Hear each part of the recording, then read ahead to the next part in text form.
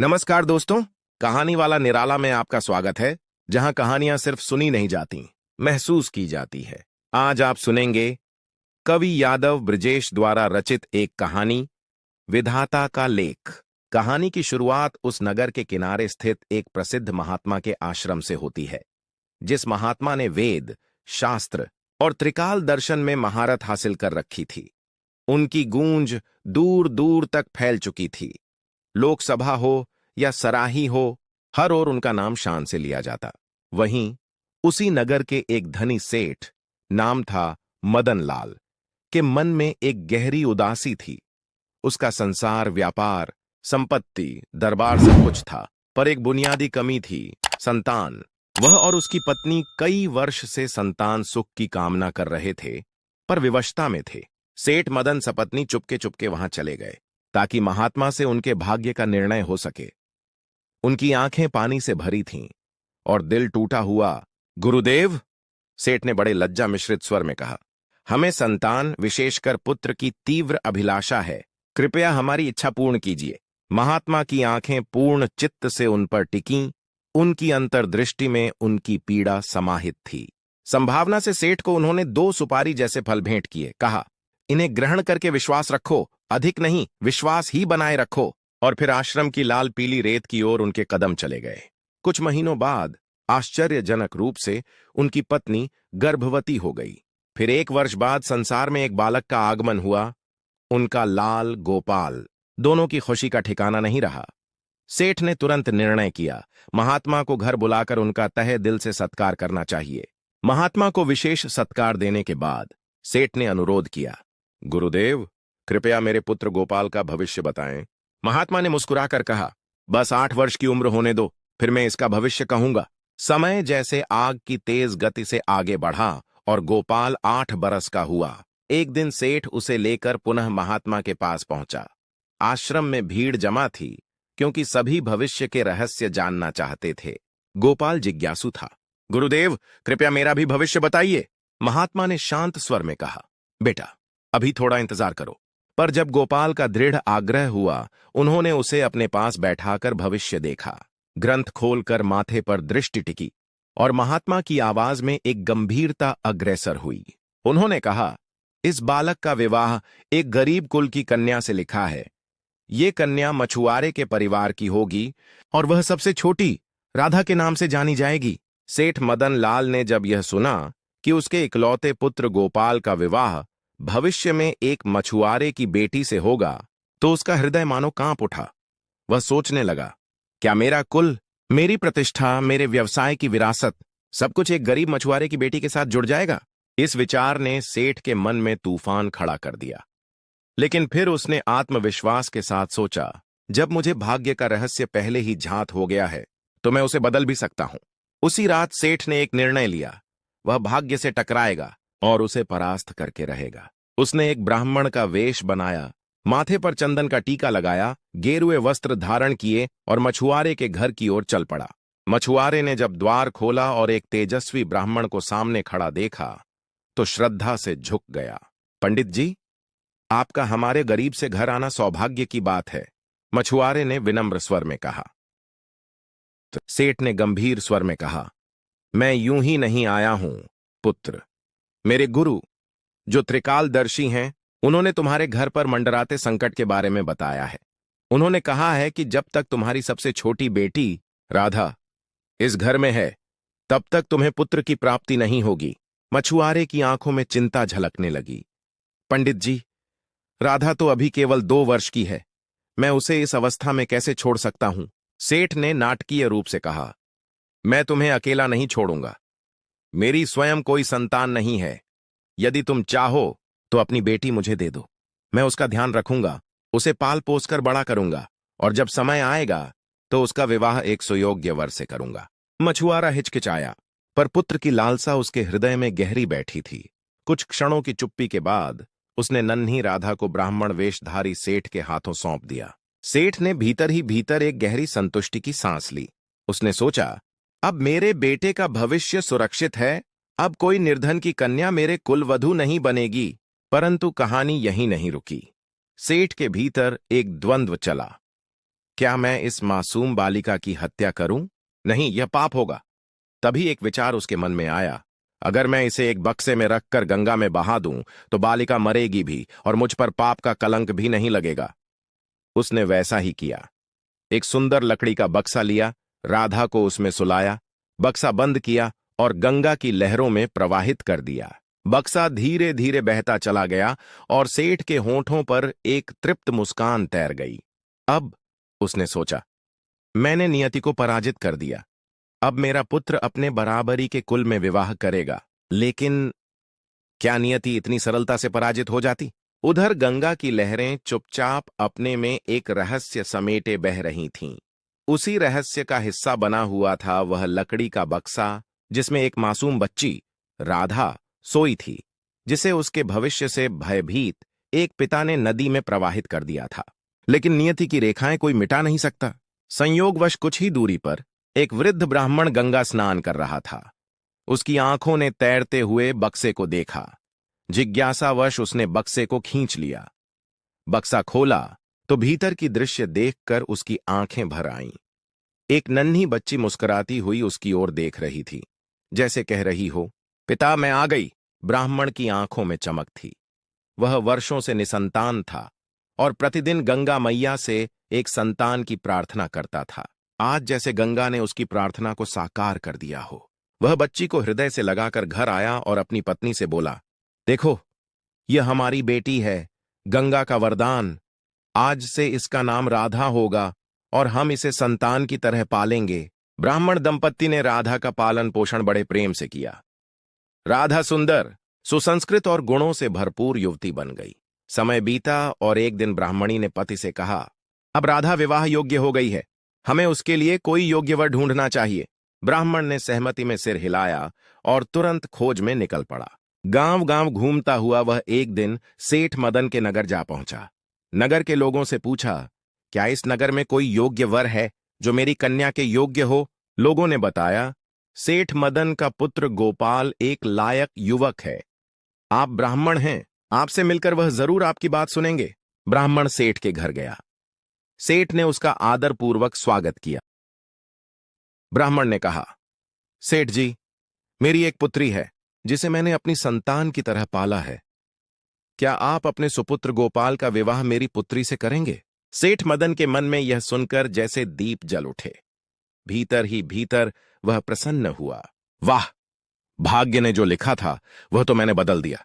मेरे बेटे की शादी एक मछुआरे की बेटी से नहीं, एक ब्राह्मण की बेटी से होगी। अब मेरा कुल सुरक्षित है। बिना देर किए सेठ ने सहर्ष विवाह प्रस्ताव स्वीकार कर लिया। कुछ ही दिन बाद भव्य समारोह में गोपाल और राधा का विवाह संपन्न हो गया। दोनों का मिलन देखकर सबने उनकी जोड़ी को सराहा।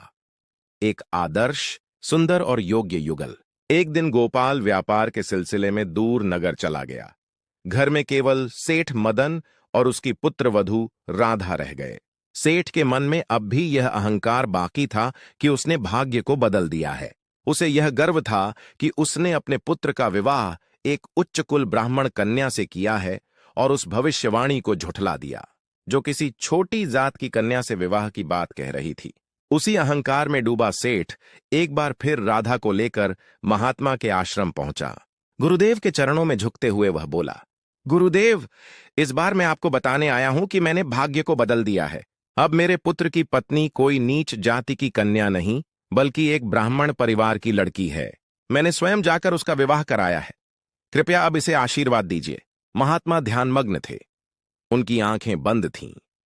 एक क्षण की शांति के बाद उन्होंने आंखें खोलीं। उन्होंने राधा की ओर देखा, फिर धीमे स्वर में मुस्कुराते हुए बोले, सेठ मदन, क्या तुम सच में मानते हो कि तुमने विधाता का लेख बदल दिया? सेठ ने गर्व से सिर हिलाया। महात्मा उठे, राधा को अपने समीप बुलाया और बोले, बेटी राधा, क्या तुम मुझे बताओगे कि तुम्हारा जन्म कहां हुआ था? राधा ने सिर झुकाया और शांत भाव से बोली, गुरुदेव, मैं एक मछुआरे की संतान थी। मेरे असली माता पिता ने मुझे 2 वर्ष की उम्र में गंगा में बहा दिया था। फिर एक निसंतान ब्राह्मण दंपति ने मुझे बचाया, पाला और जीवन दिया। वे ही मेरे सच्चे माता पिता हैं। सेठ मदन के चेहरे का रंग उड़ गया। महात्मा बोले, यही वह कन्या है मदन, जिसे तुमने गंगा की धारा में बहा दिया था। और आज वही कन्या विधाता के विधान से तेरी पुत्र वधू बनकर आई है। तुम चाहे जितनी चालें चलो, जितने जतन करो, भाग्य से कोई नहीं भाग सकता। सेठ स्तब्ध खड़ा रह गया। उसका सीना गर्व से नहीं, पश्चाताप से भरा हुआ था। महात्मा के आश्रम से लौटने के कुछ दिन बाद सेठ मदन के मन में एक नया तूफान उठ खड़ा हुआ। अब उसे यह स्वीकार नहीं हो रहा था कि वह लड़की, जिसे उसने कभी नीच समझकर गंगा में बहा दिया था, उसी के घर की बहू बन गई है। हालांकि उसने बाहर से पश्चाताप दिखाया था, भीतर से उसका अहंकार अब भी जीवित था। एक दिन उसने राधा को अपने पास बुलाया और, बेटी राधा, तू अब मेरे परिवार की बहू है। मैं चाहता हूं कि तू अपने भाग्य को स्वयं सिद्ध करे। चलो, आज मैं तुम्हें समुद्र के किनारे एक पवित्र स्थान पर लेकर चलता हूं, जहां मैं तुम्हें एक देवी अंगूठी दूंगा, जिससे तुम्हारे सारे पाप धुल जाएंगे। राधा कुछ नहीं समझी, लेकिन पिता का आग्रह समझकर सहमति में सिर हिला दिया। दोनों समुद्र के किनारे पहुंचे। लहरें शांति से किनारे पर आ जा रही थीं। सेठ ने जेब से एक सुनहरी अंगूठी निकाली। वह वही अंगूठी थी जो कभी किसी सिद्ध महात्मा ने उसे दी थी। उसने राधा से कहा, बेटी, यह अंगूठी देवी की है। यदि तू इसे पवित्र गंगा में स्नान कराकर पहन लेगी तो तेरा सारा अतीत शुद्ध हो जाएगा। लेकिन मैं इसे अभी समुद्र में फेंकने जा रहा हूं। अगर तू इसे खोज कर ला पाई तो तेरा पति, तेरा परिवार तुझसे फिर जुड़ जाएगा। लेकिन यदि तू असफल रही तो फिर ना तू अपने मायके लौट पाएगी, न ससुराल। सेठ ने अंगूठी उठाई और समुद्र की लहरों में फेंक दी। अंगूठी लहरों में समा गई और तुरंत ही अंतर्ध्यान हो गई। सेठ मदन समुद्र के किनारे अंगूठी को लहरों में फेंककर चुपचाप लौट गया। उसने राधा को पीछे छोड़ दिया, अकेली, निरुपाय और एक असहनीय परीक्षा में फंसी हुई। राधा घंटों समुद्र के किनारे बैठी रही, कभी लहरों में झांकती, कभी पत्थरों के पीछे तलाशती, परंतु उसे अंगूठी नहीं मिली। थककर वह एक चबूतरे पर बैठ गई और जोर जोर से रोने लगी। उसके आंसू इस बार केवल अपमान या असहायता के नहीं थे, वे उसकी टूटी उम्मीदों और अनकहे दर्द का संचित रूप थे। इसी बीच एक राजशाही परिवार वहां से गुजर रहा था। उनके रथ की आवाज सुनकर राधा ने सिर नहीं उठाया, परंतु उनकी एक राजकुमारी ने उसकी दशा देखी और रुकने को कहा। राजा का पुत्र कर्ण रथ से उतरा और पास आकर पूछा, हे देवी, तुम यहां इस हाल में क्यों बैठी हो? कौन हो तुम? राधा कुछ नहीं बोली, सिर झुकाए रही। कर्ण ने उसके आंसू समझ लिए। करुणा से भरे स्वर में बोला, यदि तुम चाहो तो मेरे साथ चलो, हम तुम्हें शरण देंगे। राधा को कोई चारा नहीं दिखा। वह उनके साथ चल दी। राजपरिवार ने उसे एक नौकरानी के रूप में अपने महल में रख लिया। वहां वह वर्षों तक सेवा करती रही, परंतु मन में केवल एक प्रश्न जीवित था, क्या यही मेरी नियति है? उधर गोपाल अपने व्यापार यात्रा से लौटता है। घर में पत्नी को न देखकर जब वह पिता से पूछता है तो सेठ जवाब देता है, बेटा, वह गंगा स्नान करने गई थी और वहीं जल में समा गई। हमें उसकी चूड़ियां किनारे मिली, शायद यही उसकी किस्मत थी। गोपाल जैसे स्तब्ध रह गया, उसका संसार जैसे उजड़ गया। वह भीतर से टूट गया और चुपचाप रहने लगा। समय बीतता रहा। गांव के बुजुर्ग और सेठ के मित्र विवाह का पुनः प्रस्ताव रखने लगे। लाख मना करने पर भी गोपाल ने आखिरकार समाज के दबाव में आकर दूसरी शादी के लिए हां कर दी। शादी तय हुई और उसी गांव के राजपूत परिवार में गोपाल और सेठ को रुकना पड़ा, जहां राधा एक नौकरानी के रूप में रहती थी। राजपूत परिवार और सेठ की पुरानी मित्रता थी। अतिथि सत्कार में कोई कमी नहीं रखी गई। सेठ और गोपाल का विशेष भोज रखा गया, जिसमें विशेष राजस्थानी व्यंजन के साथ मछली बनाने का आदेश दिया गया। रसोई में वही राधा मछली काट रही थी। उसकी आंखें अब भी शांत थीं, पर दिल के भीतर तूफान था। मछली काटते ही अचानक उसकी छुरी किसी कठोर चीज से टकराई। उसने ध्यान से देखा, यह वही सुनहरी अंगूठी थी जिसे सेठ ने समुद्र में फेंका था। उसके हाथ कांप गए, आंसू बह निकले, परंतु अब वह रोई नहीं, मुस्कुराई। भोजन के बाद सेठ और गोपाल एकांत में बैठे थे। तभी राधा धीमे कदमों से वहां आई। वह कुछ नहीं बोली, सिर्फ हाथ में अंगूठी थामे सेठ के सामने खड़ी हो गई। फिर उसने शांति से कहा, पिताजी, मां गंगा ने मेरी परीक्षा पूरी कर दी। यह रही वही अंगूठी। मैंने इसे समुद्र से नहीं, मछली के पेट से पाया, जैसा विधाता ने लिखा था। सेठ के हाथ कांपने लगे, वह नीचे गिर पड़ा। गोपाल अवाक खड़ा था। सेठ बोला, हे बेटी, तू तो मेरी परीक्षा थी और मैं हर बार असफल रहा, लेकिन तूने हर बार क्षमा की, हर बार धैर्य रखा। अब तू मेरी बहू नहीं, तू मेरी गुरु है। गोपाल की आंखें भर आईं। वह दौड़कर राधा के पास आया और कहा, राधा, मुझे माफ कर दो, मैं तुम्हारे बिना अधूरा हूं। तीनों ने वहां से वापसी की। राजपूत परिवार ने राधा को विदा किया, सम्मान और गर्व के साथ। सेठ ने मन में एक नई चाल सोची। अगर यह बात सबको पता चल गई, उसने सोचा, तो लोग कहेंगे कि मेरे कुल में मछुआरे की बेटी ने प्रवेश किया। समाज मेरा उपहास करेगा। मैं ऐसा नहीं होने दूंगा। मुझे यह बात हमेशा के लिए मिटानी होगी। अगले ही दिन सेठ ने एक योजना बनाई। उसने बहाने से ब्राह्मण दंपत्ति को बुलवाया और कहा, आपने मेरी बहू की इतनी अच्छी परवरिश की है, इसके लिए मैं आपका आर्णी हूं। मैं चाहता हूं कि आप कुछ दिन मेरे साथ ही रहें ताकि मैं सेवा कर सकूं। ब्राह्मण और उसकी पत्नी मान गए। अब सेठ को बस एक अवसर की प्रतीक्षा थी। वह समय जब वह सबूत मिटा सके उन लोगों को जो राधा के वास्तविक अतीत से उसे जोड़ते थे। रात्रि के समय जब सब सो रहे थे, सेठ चुपचाप उठा और आग लगाने की सामग्री लेकर ब्राह्मण दंपत्ति के कक्ष की ओर बढ़ा। दरवाजा धीरे से खोला और जैसे ही वह भीतर घुसा, एक आवाज गूंजी, रुक जाओ। वह आवाज किसी साधारण व्यक्ति की नहीं थी, स्वयं गुरुदेव की थी, जो आश्रम से प्रकट हुए थे। सेठ मदन। गुरुदेव का स्वर कठोर हो गया। किस पाप की ओर बढ़ रहे हो तुम?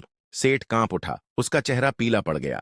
गुरुदेव बोले, भाग्य को बदलने का अहंकार तुझे अब भी है।